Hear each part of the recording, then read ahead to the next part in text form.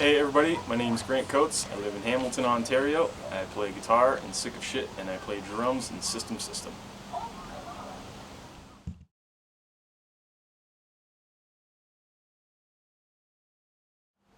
Okay, so what got me into punk, hardcore, metal, whatever?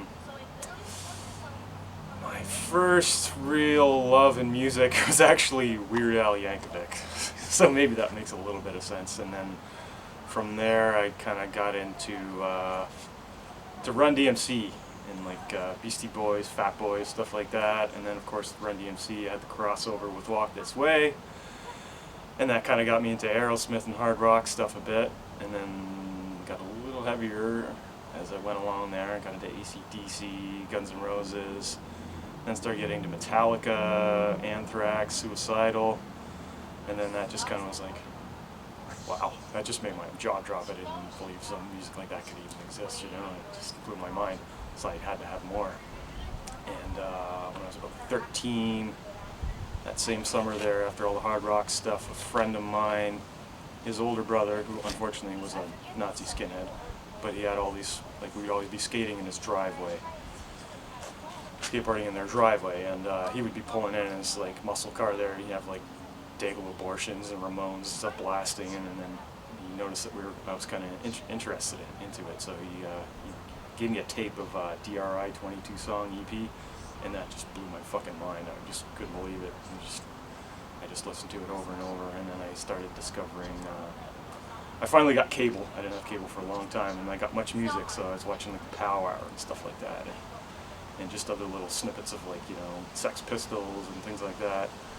Seeing that, and I just had to have more and more. And I wasn't necessarily just punk. I just kind of was like a little sponge then. I was just taking in everything, like the Specials, Skinny Puppy, KMFDM, just whatever weird stuff, Butthole Surfers.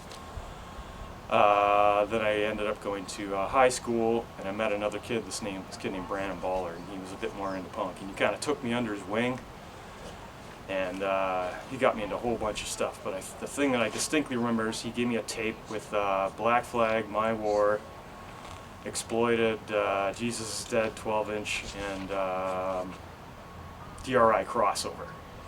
So I was just like all about that, and then again, that just like, wow, especially Black Flag, because I just, and it blew minds at the time when it came out, I guess, before I even knew about it, but it really blew my mind when I heard that. And after that, it was just like a tide of stuff, like COC, Bad Brains, Dead Kennedys, of course, Minor Threat, Fearless Irene's from Hell, that was another one I got into. Another kid at school gave me a tape of Husker Du's Zen Arcade, and that really just lit a fuse in my brain too. Like, it just kept getting there. I just had this capacity to just like keep having my mind blown, which is fucking amazing. It's a lucky state to be in. I wish I could go back to that. But yeah, and then kind of you know, when you're a teenager, your friend groups kind of change a lot. Brandon and me kind of went separate ways because I was really into skating. Like, that's all I fucking cared about. Like, music was just my soundtrack to get me pumped, and that kind of music, the aggression, the speed, the ferocity of it just was the exact thing I needed. But I kind of started hanging out with a different group of people at Beasley Park. Brandon wasn't really into skating, so we kind of had our little friend breakup, and I just wanted to skate. He wanted to hang out. I was like, no, I want to skate. Sorry, no offense, man. We just get you left in a huff one day. And so I started hanging out with the skaters at Beasley Park. There's definitely a few punks there that we gravitated towards each other, and just amongst all the other skaters and all the other styles of music that everyone's listening to. And let's see, after that, I kind of was just getting into different stuff. Hip-hop was really coming into its golden age there in the early 90s, so I was kind of like, that's what currently was happening, like, instead of like, you know, MDC and Misfits and all those stuff like that. I love that stuff. I had a bunch of those records still. I kept them, but I was just, you know, that was kind of in the past, and I couldn't go out and listen to those bands, you know what I mean? I didn't have access to that. One, I was in high school, I didn't have a job, and I couldn't get in any fucking clubs, so I was just listening to stuff at home. For me, that was my relationship for a while. And then as I got a bit older, I graduated high school, got a part-time job, and then I really started to like interested in it again. Like I had some friends that were Phil Fader, Chris Ainsley, those guys I was skating with at Bees a lot and hanging out with increasingly more. And those guys were much more involved in what was currently happening in the scene, or even stuff I didn't know about from a long time ago. So they would give me mixtapes and stuff, and then I was just like, oh, okay. And I need to go out and buy as much stuff as I can with my minimum wages, you know. And just like put it in my head, like I got to get a good collection of stuff, man. Like my dad had a huge collection of records when I was a kid too, so I was just like, oh, that's what you do. You get lots of records and you have a great collection, and you can hang out in your free time and just enjoy all that stuff. So, yeah, all this time I'm heavily skating. That's like, it hadn't really occurred to me to start playing an instrument or anything. But then as I got a little more involved in the punk scene, Phil and Chris would take me out to shows and stuff, and then that really kind of got the bug in me to want to start playing. Like, you know, before that I'd be hanging out at a friend's house, like, oh, that's a guitar in the corner. Oh, can I strum it? And they'll break your string. Oops, put it back. Oh, is that a drum kit? Can I bash on it for a bit? And like, but I didn't really seriously think about pursuing it. But those guys take me out to shows, Phil, Chris Ainsley, that had a big effect. Chris had a car, so he could take us to shows all the time. And yeah, then so I started playing guitar just in my bedroom by myself for a while. Just, you know, I bought a bunch of like Black Sabbath tab books. That was another thing I really got into. I was like, I kind of revisited metal too for a while. You know, when you're in hip hop, no one wants, and in the early '90s, metal was just not fucking cool at all. But I kind of just like, fuck it, I don't care. I love it. I'm kind of taking my second deep dive into heavy music in the mid '90s there. So then I picked up the guitar, started teaching myself how to play with, you know, Black Sabbath tab books, and just, you know, listening to Suicidal and Black Flag, and just learning every fucking song that I could, going through those albums. And then, yeah, I still didn't really have the urge, or didn't really start playing with a determined to play in a band, but as I went to shows more and more, yeah, that urge got stronger and stronger, and then Chris Ainsley asked me to play bass in Haymaker, and then, yeah, from then it was really on, so that's how I got into it.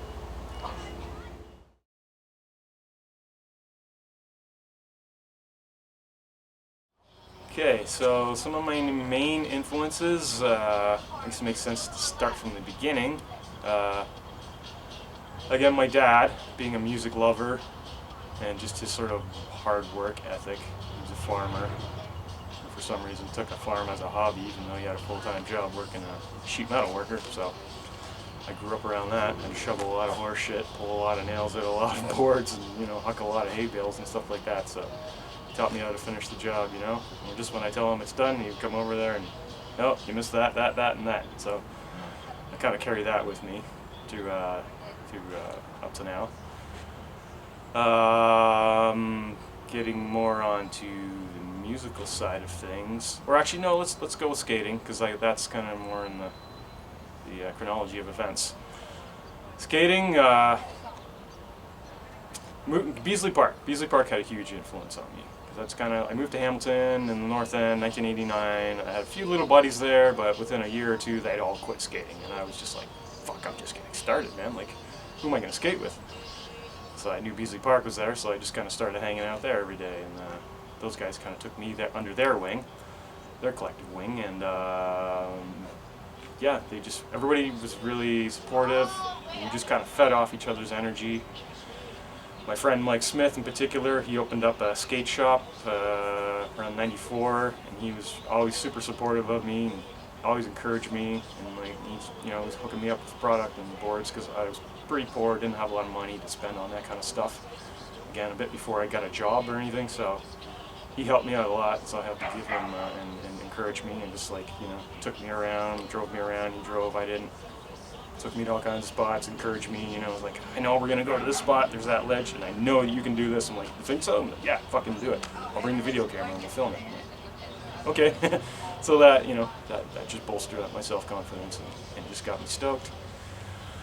Again, Phil Fader, Chris Ainsley, those guys really turned me on to a lot of stuff that was more current, and just, again, encouraged me, and, you know, we really connected deeply on those things, and not just the music, but like the politics and stuff like that, and just literature and things like that, you know.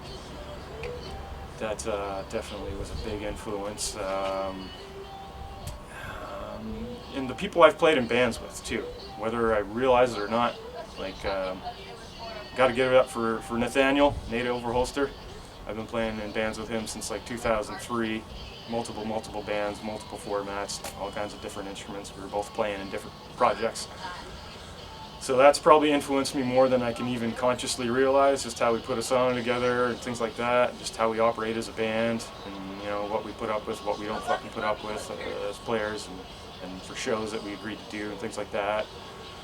A little more recently, even though I don't play with him anymore, Andrew Johnson, as a drummer, he definitely fucking helped me as a drummer. We didn't play in the same, you know, he helped me like get better at drumming just by watching him play and just tips that he would give me. We, you know, lots of times we'd be jamming and just switch instruments around because I was already jamming in system by then, playing drums and then. But he definitely gave me some pointers that really helped me out my game. And getting right to just like things that I wasn't necessarily connected to, didn't know anybody personally, but bands. Husker Du was a big one. Because even when my interest kind of waned in hardcore and punk rock in the early 90s, I was still listening to that Husker Du's and Arcade tape over and over because there's just so much shit going on that album. I fucking loved it. I distinctly remember listening to Masochism World laying in my bedroom and just having it cranked, and it just like I had this light bulb go off in my head like, I'm gonna learn to play guitar. And I just like, I don't know why I remember that so clearly, but that definitely deserves a nod. Just the way that Greg Ginn would operate while he was in Black Flag, just determination and drive, and not trying to please the audience, just doing his own thing, and just marching to his own beat, and just being so determined, and so like that work ethic again. That really had an influence. Not so much how he dealt with his business side of things later on, because that's very unfortunate to find all that shit out about him. But as far as playing drums, fuck, gotta give it up for Chuck Biscuits, man. That guy's the fucking man. He just fucking came, he fucking made his impact, his imprint, and then he just pieced the fuck out, and no one's heard from him since, man. Could take it or leave it. He was just so fucking good, so much power. I'll never ever be a quarter as good as him, but that's just the path to follow, you know. There's lots of other drummers, but he's the one that always comes to mind first. Discharge too. They just showed how simple but powerful music could be, and they like hear nothing, see nothing, say nothing. Still gives me chills to this day. Like, I can put it on anytime. It's so dark, so simple, but just so incredibly powerful and moving. It just gives me chills in the back of my neck, like goosebumps in the back of my neck every time I listen to it. Motorhead, because again, they had that perfect fucking combination of just dirty rock and roll, punk rock, metal. It doesn't even matter about classifying all that shit. They just brought it together so perfectly, and there's always a bit of that incorporated into pretty much any band I've ever played in. At least one song where they're in every band that kind of has a serious tip of the hat to them. And Poison Idea, just for fucking going so long and just putting out so many fucking solid albums and so many good songs, no matter what style they changed up. And again, they were probably influenced by Motorhead too. No secret there. So yeah, those are some of my main influences that still have a lasting impact on me to this day.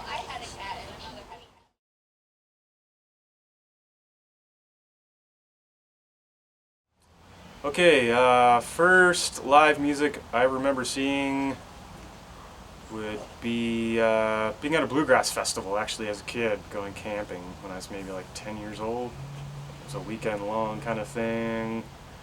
Couldn't tell you who played or anything like that, but that was probably the first real thing I remember seeing as far as people setting up on a stage and, you know, having a whole organized event.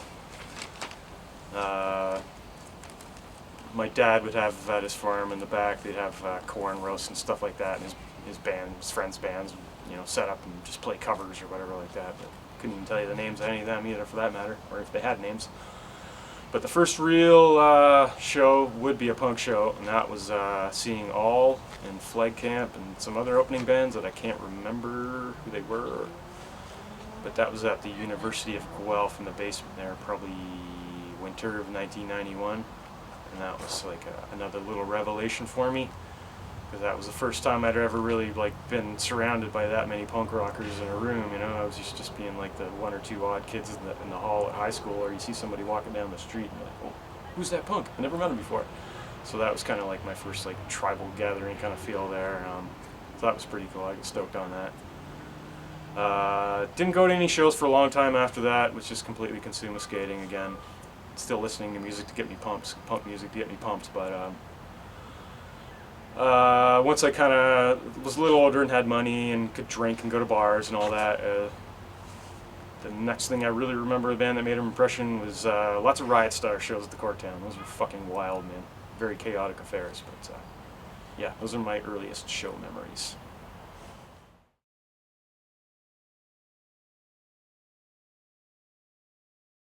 Okay, favorite shows. Don't mind me, I'm gonna have to kind of consult my list here because there's a bunch of them. So, some of my favorite shows, Limp Wrist. First time I saw Limp Wrist would be at El Macombo in Toronto around 2001, and it was like the Vaseline, like the queer night there, and it was just like a bit of a culture shock for me, just being a straight little white boy punk rock kid or whatever, but. Yeah, it was fucking wild, man. It was just such a fucking crazy fucking vibe. Just like, it was like a fucking raging hardcore show, but with like none of that macho bullshit that often went along with things at that time, and even now. But yeah, it's just crazy. Like, it just had all these like mix of like punk rock kids in there, and like, you know, the hardcore leather crowd and all the other subgenres or whatever you have you. And I remember going into the bathroom to take a leak there, and I look over and like, oh, there's Limp Wrist. Oh, they're doing like a photo shoot or something there. I'm like, just be cool, just go do your business, and like, you know, don't get all uptight and shit. Just do your thing, and then, you know, went out, enjoyed the show, and then several months later, when the album comes out, that was the photo that they used for the album cover. So I was like, oh fuck, how cool is that? I wandered into that unknowingly, and then there it is on the album cover later. Anytime I've seen them, really, it's just fucking wild, man. I've even got to play with them once at Adrift, which was like a little skate shop in Kensington Market there in Toronto around 2005. I saw them at Lee's Palace. Every time, just totally fucking wild, man. Just such a great fucking party vibe. Lots of fucking naked people running around the pits every fucking time. Jumping on stage, jumping off. I don't think I've seen a show without nudity with them, actually. Saw them at Thrash Fest in Minneapolis in 2002, and just like, yeah, they went over extremely well. They're still out there kicking ass whenever they can. Seen Annihilation Time just before their second album came out in Buffalo at a record shop. That was pretty fucking awesome, seeing that transition and kind of where they were going, getting all the riffy stuff really going. That was a crazy night. There was like this, it was in Buffalo, crazy fucking torrential downpour rain. Like, they, as soon as the show was done, they kicked everybody out of the shop, and my friends and I were waiting for our ride, so we had to wait under the storefront in the pouring rain. The cops came up to us right away. What are you doing here? And we're from Canada. We're waiting for our ride. We want to leave. Just give us a minute. And then we finally, our ride, and we hop in there, and then just this torrential rain. There's that big tunnel that you go under Niagara there, and just hydroplaning through that and nearly dying, but getting home in one piece. Let's see what else. Total Fury from Japan at a basement show in '99 Custer there in Buffalo. That was fucking amazing. It was one of those shows, you know, you're in a basement, you don't try to get into the pit, but the pit just comes to you and you're just enveloped by it and you just have to go with it. They were fucking amazing, man. It was so intense, just like sweat on all the walls, just total condensation. I remember the bass player just had this flying V bass and like these big stovepipe like Budweiser shorts, burlap shorts that they had in the 80s there briefly. He was rocking those, and just like, it was just amazing, you know, to see like a Japanese band that up close, like a really good Japanese band that up close in that like fucking basement. Lots of great shows like '99 Custer. Nine Shocks Terror. Fuck. Anytime I've seen that, man, those guys were just fucking unhinged. Every time they just fucking gave it all. I remember seeing, pretty much watch them break up on stage at a cathedral there in Toronto. I think it was the last of one of those. They used to do the fucked up Halloween festivals. That's kind of like a precursor to Not Dead Yet. And watching them, and there was very obvious tension between the band members. I remember the singer went and kicked over the guitar player's stack, like full stack, mid-song. Somehow it didn't get disconnected, and they kept playing. They set it up. And the singer's, after that, the singer's like leaning out over the pit into the audience, and then the guitar player just comes up behind him, fucking kicks his ass into the fucking crowd. And I'm just like, oh my god, these guys are gonna have a long fucking awkward drive home, man, wow. But at least I got to see it. Yeah, I saw them a bunch of times. Always fucking wild and stick out in my memory. Lots of fireworks, lots of flying objects. Tony Erba just fucking being Tony Erba, man, that guy's a fucking legend. Tricky Woo at the Hudson, which was, they did a free show about 1999. I just got into them. Phil Fader gave me their The Enemy Is Real CD. And, yeah, they were just fucking off the chain, man. They were fucking wild, just like a total rock and roll freak out rolling on the floor. They had these crazy fucking psychedelic 60s outfits on, and they were just like a four-piece, and they were just like full fucking throttle, just fucking giving it. So good. Holy Shit from Green Bay, Wisconsin, I think. Those guys are one of the most fucking intense bands I've ever fucking seen. I went to go see them at a Equalizing Distort studio session there on the, I think it was the 91 St. George was the location, in the basement there when they used to do live broadcasts and interviews and everything. Those dudes were just fucking furious, man. Holy shit. I was like the only person that went, like they advertised it on the show, and I was like the only person that showed up to check it out, but I was just like, whatever. That was a little awkward, but fuck, it was totally worth it. I got to see them play at Adrift maybe a year later. Equally fucking amazing. They're just fucking off the chain.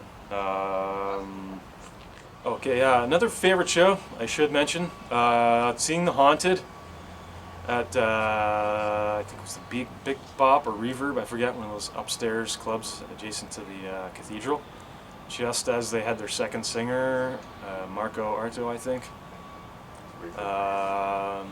They just had their second album come out, and they were just like, they were on fucking fire, man. That was one of the most underrated thrash metal bands of that era to come out. It's probably around 2001. And just seeing them up close, it was just fucking incredible, man. Like, the next time I saw them was at the Phoenix. It just was like, yeah, it's cool, but like seeing them at that show was great. I got to see Witchery open up that show. I'd never heard them before, man, and they were just fucking incredible stage presence. Just like these just tall fucking Nordic giants, like just come out and so like theatrical and dramatic. And I'm just like, at first I was like, oh, it's kind of silly heavy metal, but then I'm just like, wow, they're actually really, really fucking good, man. So I became an instant fan of them. They opened up that show. And just Ride Star shows in general, man, at the Corktown. Where fucking, if you were there, you fucking know, man. They were just wild, beer flying, fucking people swinging the fucking speakers on the stage, fights, fucking broken glass. Just one of those bands that kind of got back to that fucking dirty, fucking old school punk rock thing around that era, late 90s, early 2000s. So you had to fucking see those, man. You didn't want to miss it.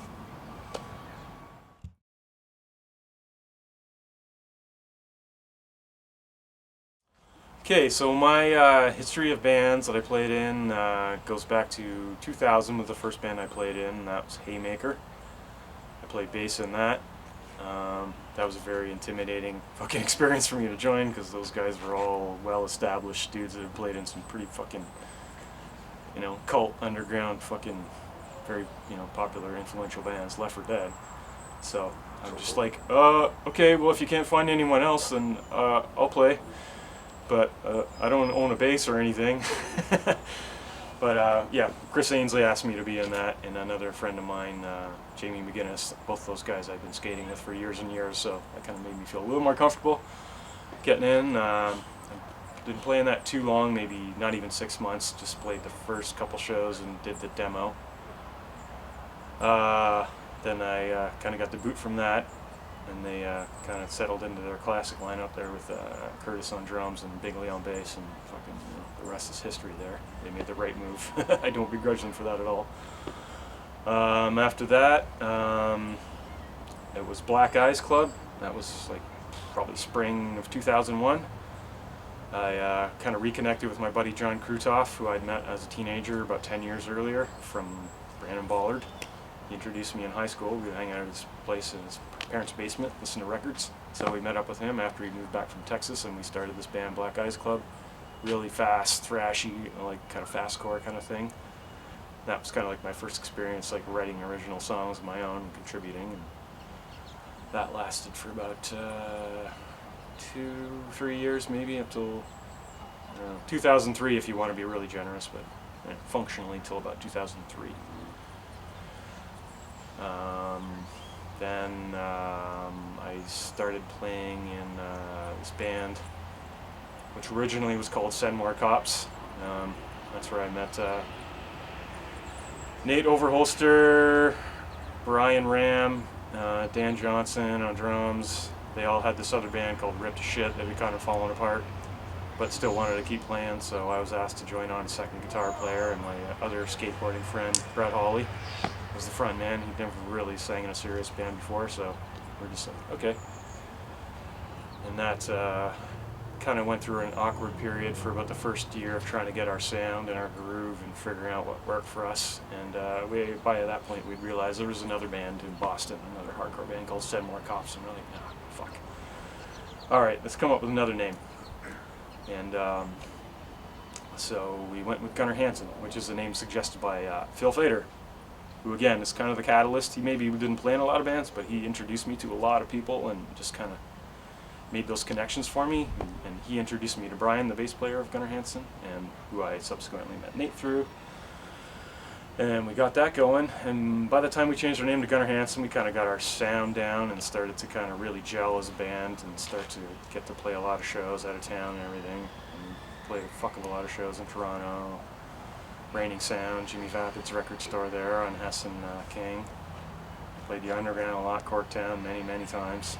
Lots of fucking awesome bands, Endless Blockade, Brutal Nights, Bayonets. It was a fucking great time. I miss all those shows. I miss that era. Rammer, fuck. Then that kind of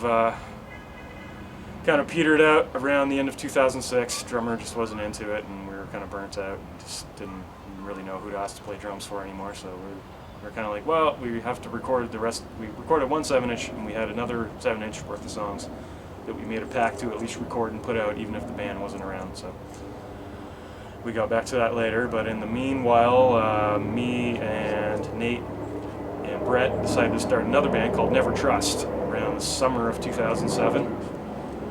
Nate jumped onto drums from guitar. So yeah, getting back to that. Then I was playing guitar, and John Krutoff, the vocalist of Black Eyes Club, hopped on bass for that, and we had this band called Never Trust.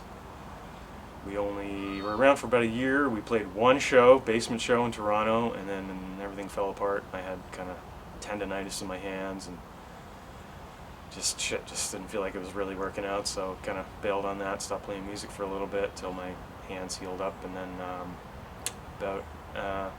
I've been doing some jam bands kind of too on the side. Shout out to Prowess and Trial by Stone. But the next serious band that I got into would be Introvertebrates. That was my first time playing drums in a band, and that was Nate back on guitar, doing what he does best. Brian Ram from Gunnar Hansen playing bass, fucking amazing bass player. That definitely helped me tighten up my game playing drums, playing with him, because I was just, I started playing drums very late at the age of 28, so I was only a few years into playing drums at that point. That lasted about, oh wait, sorry, I can't forget Steph. That was Brett's, from Gunnar Hansen's girlfriend, on vocals at the time. That was about the only band I played in that wasn't like a straight up hardcore band. That was a little more old school punk kind of, I thought of it as kind of a Destroy All Monsters kind of a vibe. And yeah, that only lasted about a year. We played a handful of shows. I think we played like the very first Slam Fest. And then, yeah, that crapped out, and then I was still more fired up than ever to play. That was just around the time like TV Freaks, Born Wrong, and Snake Charmer came on the scene, and that just like lit a fire under my ass. I'm like, oh, I'm not fucking done. Like, all these failures may keep happening, but I want to keep fucking playing, man, because that's just where my head's at. I just want to keep doing it. So I met up with some other people, and we started Dismantle, and that was a big fucking band. It was a 6-piece, biggest band I've ever played in. Very difficult to navigate, but when we were on, it was a fucking force. That was Scott Thorne on drums, Lindsay Campbell on bass from Racula. She just came out of that band. Rebecca Murray on vocals, and Brett Hawley again from Never Trust, Gunnar Hansen on vocals, sharing vocal duties there.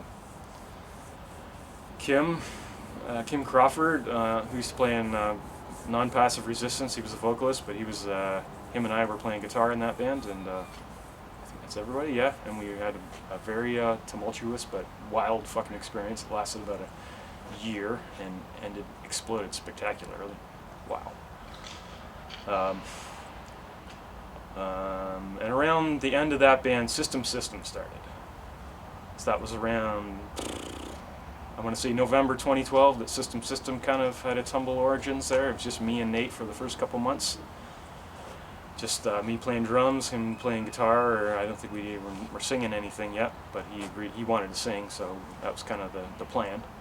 Then we got John Krutoff again from Never Trust, Black Eyes Club, to play bass, and then around January, John came in and we had a solid 3-piece, and we've been doing that ever since. We haven't played a show in a couple years, but we're still a band. We've been kind of starting to activate again after the shutdown. But getting back into the timeline there, the next thing was Sonic Rhyme. And that was, again, Brett from coming in fresh out of the ashes of Dismantle, and Scott from Dismantle as well. And then Nate from everything else playing bass in that one. And Nate's brother Bob on vocals. And that lasted about maybe 2 years, but didn't really last. Half the band was just too busy, and we played a bunch of shows, but it just didn't feel like it was having an impact or we were getting anywhere. So I kind of got frustrated. And just toward the end of that, Adam Wood came up to me. He was playing in, At What Cost had just kind of wrapped up a little bit before that, and he was trying to start something new. And I heard he had this band Sick of Shit, but I hadn't heard them or anything. And he's like, "We're looking for a second guitarist," and I'm playing guitar and I'm singing. I got my buddy Andrew playing, and I got this other guy Jordan playing bass. But we'd like to have a second guitar. I like what you're doing. Do you want to join the band? I'm like, "Well, I'll come and check out your practice and see how it goes." But I have all these other 2 bands. Little did I know that Sonic Rhyme was about to peter out within a month of him asking me that. So it was actually kind of good timing. And I was just like, at the end of Sonic Rhyme, I'm like, "Fuck, okay. This isn't going over well. I just need to fucking buckle down and trying hard to write better fucking songs." So I thought that's what it was. So took a bunch of that, as you do toward the end of a band. There's usually a bit of overlap. The songs from your last band end up being the first songs for your new band. And Sick of Shit was born. They played one kind of show for Jamie Problem's 50th birthday in a very embryonic form. I think they had like 4 songs, maybe smattering of lyrics, and I'd heard them. I was like, "Oh, okay, I saw them. The drummer's fucking good. I can work with this." And we hung out and had a few beers. I came to practice and we hit it off. We had good chemistry. We all seemed to be kind of coming from like an old school place of inspiration, and yeah, that was that really seemed to take. That held. So I'm still playing in that. We've been through a bunch of lineup changes, but most notably, our drummer changed. Andrew quit. He was one of the founding members. He quit just a few months before the COVID fucking craziness started.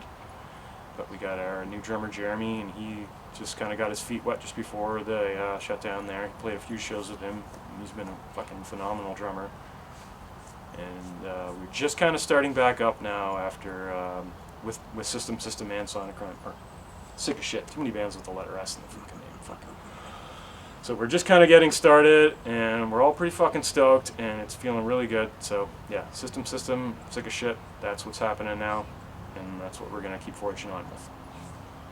Oh, and I almost forgot Hammertooth. That was another band that was going as a semi-serious jam band. That was probably from about 2011 till 2017. Kind of an excuse to get together and, you know, get drunk and stone and order pizza and hang out and joke around late at night on the weekends. And we gradually wrote a handful of songs and played maybe 4 shows. So they definitely deserve a mention. So.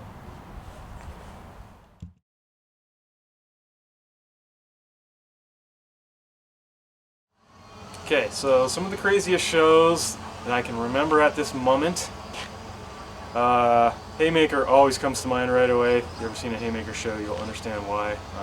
One in particular that comes to mind was actually probably the very first show I ever played. Would be with Haymaker opening up for Riot Star at this place Dante's in Gore Park.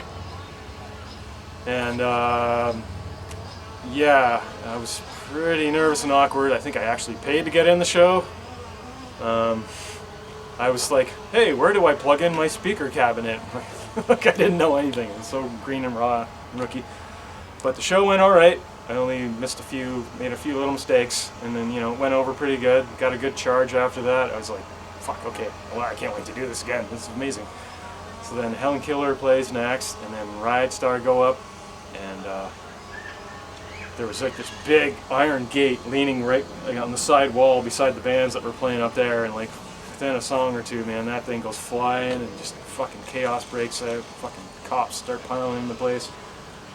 Dan Caselli has some better memories of it that I had to kind of brush up by watching that, but yeah, I remembered it a bit clearer. But yeah, that was fucking wild. And the chaos spilled out in the street. Club owners fucking screaming at everybody to get the fuck out and never come back. I remember a friend of mine's like challenging a cop to a fist fight outside, and just fucking, it was madness, man. Just, I was like, wow, okay, this is my first taste of playing a punk rock show. Like, wow. And then Haymaker, you know, developed a reputation pretty fucking quickly after that. I remember they played the Corktown, I think 2002, probably summertime. There's a video of it, an edit of it on YouTube, and fuck, it just, all hell broke loose there. Like, they got shut down within 2-3 songs, and then I think Jeff just like, all right, well, the guy just told us we're cut off, so fuck this place. And everybody was just waiting for that, and like, people started fucking ripping all the fixtures off the wall, throwing chairs down. I literally saw a guy take a fucking thing of lighter fluid out of his pocket, squirt it all over the fucking PA column. I think he tried to light it on fire, but people were starting to bail out of there pretty fucking quick. Haymaker developed a reputation for being able to load out of any fucking club within 5 minutes, all their gear, and get the fuck out of there because they had to. Cops showed up, fucking, any number of Haymaker shows. At the Q Bar in Toronto, they were just doing their crazy fucking thing. They were covering Caught in a Mosh by Anthrax. And there was all this smash shit in the floor. One of like the elderly club owners was trying to sweep it up in the middle of the fucking circle pit there as they're playing this song, and I was just like, oh my god, this is fucking insane. People were ripping down the fucking ducks off the ceiling and throwing them. I caught something in the fucking face. I think I caught a black eye from that. One of the ladies that owned the club got on the microphone there. It's like, you guys are so crazy, you wrecked my club, you never play here again. And that just made the crowd go even more fucking wild. Personally, probably the craziest show I played, or the one that sticks out in my memory the most of just crazy shit, would be Gunnar Hansen playing again in Gore Park, it's old Sky Dragon Art Center. It was a Halloween show. We all dressed up in these goofy fucking costumes. As soon as we got there, there was all these underage kids drinking. Somebody had thrown up before the show had even started. Our bass player sat down in it, and I had to fucking lend him my pants, and I just put my costume on right away. I was dressed up as like a heavy metal skid. The drummer's dressed up as a wizard, guitar player as a Suicidal Tendencies dude. I forget what the bass player dressed as. That's something, but and then our singer Brett was dressed up as Tom Cruise from Risky Business with the white button up, the tighty whities, and the socks and the shades. So. Yeah, and my roommate that I lived with at the time, Lauren, what's up, Lauren? He was just dressed up as a skid. He was wearing the sunglasses. I think he had like a handlebar mustache that he shaved in just for the night. And he had the sleeveless shirt on, and he just had the rankest armpits that night, and he was just kind of silently going up beside people and just going in their faces and walking away, much to the disgust of every victim. Then we finally went up to play. I remember we had a Devo video screening like on the backdrop behind us, and we're dressed in all these wacky costumes. Brett's, like, I didn't even see this till after, everybody told me this shit after, but Brett, like, he would get really nervous before he played. And he actually, like, threw up beside the drum kit in the middle of a fucking song early on in the set. At this point, there's a fucking cop in the audience, one of his sisters is in the audience, and then whipped out his tighty whitey there and swung his dick around there, much to the shock, awe, and horror of the audience there. That was a good one personally. What else we got? White Cowbell, Oklahoma. Maybe not a punk band, but fuck, they had wild shows. Lots of fucking nudities. Not nudities. A lot of nudity. Sorry, where was I? Yeah, okay, the one that really comes to mind, seeing that the Underground, if you've ever been there, you'll know that it's down a couple of big flights of stairs, like maybe 10, flat 10 kind of concrete stairs. And so they're playing, they would have like this kind of rotating lineup of different people all the time. The band had multiple members, they could have like 7 guitar players on any given night or something. But this particular night, they were up there kicking ass. They got like maybe a guest singer. They had this large in charge black woman singing. She was just throwing down, and some little fucking weaselly fuck like gropes her during the middle of a song, and she's just like, "Hold on, stop the fucking music. Everybody fucking stop. That little fucking weasel right there just fucking touch me. Boys, fucking take care of him." So 2 of the fucking band members run over. They fucking grab this guy, they hog tie him, they fucking run him up the stairs, throw him out the fucking door, run back downstairs, pick up their instruments, and just jump right back into the song. It was very swift justice. It was just fucking amazing. So that's I could probably think of some other ones if I thought about it a bit longer, but those are the first 3 that really come to mind for craziest fucking shows. So.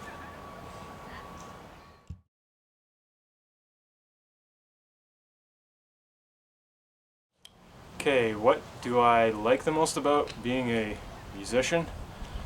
I just like to be able to get together with a group of people and create something out of nothing, and just finding that kind of chemistry, having the camaraderie, just that license to just go into a room and do whatever and just fucking do any wacky off the wall shit you want to do, and then, you know, all come together and get stoked on it. And just to be able to go out, play shows, meet like-minded people in places that you may have never guessed. And yeah, just an excuse to go out and have fun, and at a certain level just be a kid again, right? Like just to tap into that creative side and not worry about things. What do I dislike the most about it? The kind of the downside of it is when things fall apart. You know, you're all in together on this thing, and then somebody's like, it becomes a drag for them, but they don't want to quit, and then it kind of really starts to drag everybody else down, and then somebody that you thought you were friends with and you're going to see all the time, all of a sudden they kind of get cut out of your life. Or even worse, when you have to tell one of your friends that they're out of the band. That really fucking sucks. I had to do that twice in one band once, and that was the worst. Just playing shitty, disorganized fucking shows with promoters that don't know what the fuck they're doing. That really sucks. It's just like you're out here doing all this stuff and you're like, why the fuck am I doing this, man? Like, what am I getting out of this? I could be doing something so much more productive and rewarding, but that's just kind of, anything worth doing, you have to make a few sacrifices for. And yeah, you know, just the fact that you're never going to probably be able, unless you're like that 1% of people, you're never going to be able to make a living at it. You're just going to have to do a job and try to carve out a little bit of free time to do stuff. And yeah, when you're at work all day, just thinking about music in your head, you got this song in your head and how you want to do it and how you want to approach shows, and you wish you could tour, but fuck, you're at work. Touring's not going to fucking pay the bills. You have to pay out of your own pocket if you want to do that shit. So yeah, that can be really challenging, but ultimately I still do it, so there you go.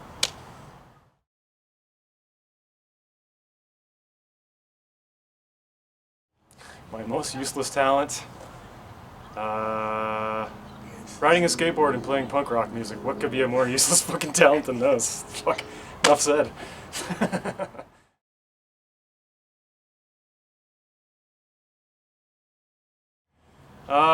Favorite foods? I wouldn't say I have one by any means. I'm happy with a good burrito. I'm simple, I'm easy to please, man. Good pizza, maybe good pad thai. Or my most recent discovery would be buffalo cauliflower.